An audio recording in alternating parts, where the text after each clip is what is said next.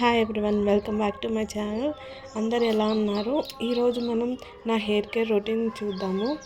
ఇదైతే నేను చాలా ఫ్రీక్వెంట్గా చేస్తాను. దీంతోపాటు ఇంకా వేరేది కూడా పెడతాను అనమాట. లైక్ మెంతులు ప్లస్ కర్డ్, ఓన్లీ అలోవెరా, ఇలా చాలా చేస్తాను. చిన్నప్పటి నుండి నా హెయిర్ పొడుగునే ఉండేది. నాకు లాంగ్ హెయిర్ అంటే ఇష్టం, కానీ ఇష్టమైతే సరిపోదు కదా, దాంతోపాటు డాండ్రఫ్, హెయిర్ ఫాల్, స్ట్రెస్ వల్ల సో చాలా మెయింటైన్ చేయాల్సి ఉంటుంది.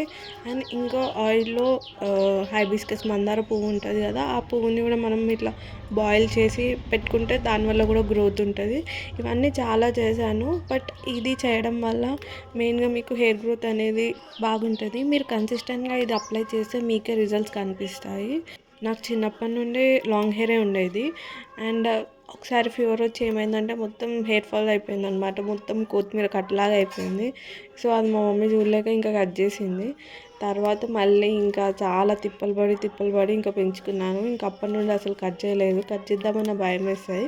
కానీ నేను ఒకటైతే ఫిక్స్ అయ్యాను, ఆఫ్టర్ 30s 33s అట్లా మాత్రం పక్కా షార్ట్ హెయిర్ మెయింటైన్ చేద్దామని.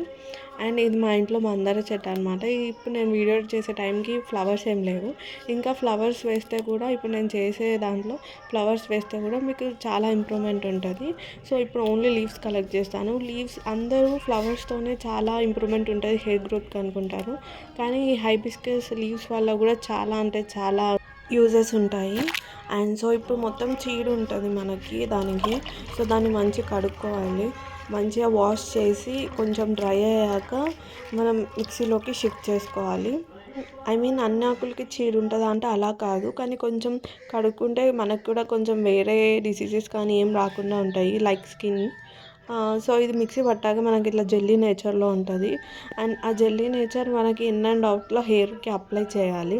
ఇన్ కేస్ మీరు సపరేట్గా ఏదన్నా పెట్టుకోవచ్చు, కానీ నేను మాత్రం మా ఇంట్లో అలోవెరా ఉంటుంది, అలోవెరా కూడా యాడ్ చేస్తాను. అండ్ చాలా చెట్లు ఉంటాయి మా ఇంట్లో. అవి పూలు మాత్రం ఎండిపోయాయి, ఎందుకంటే దాని సీజన్ అయిపోయింది. మళ్ళీ వర్షాకాలం వచ్చినప్పుడు స్టార్ట్ అవుతుంది. సో ఇప్పుడు కట్ చేద్దాము. కట్ చేశాక దాన్ని మళ్ళీ సైడ్స్ కట్ చేసుకోవాలి. సైడ్స్ కట్ చేసుకుంటే మనకి ఆ ముళ్ళని వెళ్ళిపోతుంది. లోపల ఉన్న గుజ్జు మొత్తం తీసి మనం మిక్సీలో వేసుకోవాలి. కట్ చేసుకునేటప్పుడు జాగ్రత్త, అది గుచ్చుకుంటుంది. అందరికీ తెలుసు అలోవెరా ఎలా తీయాలో, సో మొత్తం నేను చూపించట్లేదు.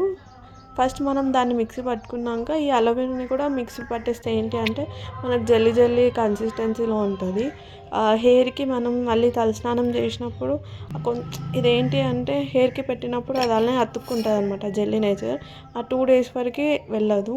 సో నేను ఇంకా ఇందులో మెంతుల పౌడర్ కూడా యాడ్ చేసుకొని మిక్సీ పట్టాను. ఆ మిక్సీ పట్టిన అలోవెరా మెంతుల పౌడర్ని మన హైబిస్కస్ లీవ్స్ దానికి యాడ్ చేసుకొని మంచిగా కలపాలి. మంచిగా కలుపుకుంటే మనకి అది కూడా రెండు జెల్లీ కాబట్టి మనకి మొత్తం జెల్లీ ఉంటుంది. ఆ పేస్ట్ని మీరు ఇన్ అండ్ అవుట్గా స్కాల్ప్కి మంచిగా రాయండి. స్కాల్ప్కి మంచిగా రాసాక మీరు కింద హెయిర్కి కూడా పెట్టండి. అండ్ ఒక మంత్లో ఒక 3-4 times పెట్టండి, వీక్ ఒకసారి లాగా. మీకు చాలా రిజల్ట్స్ కనిపిస్తాయి.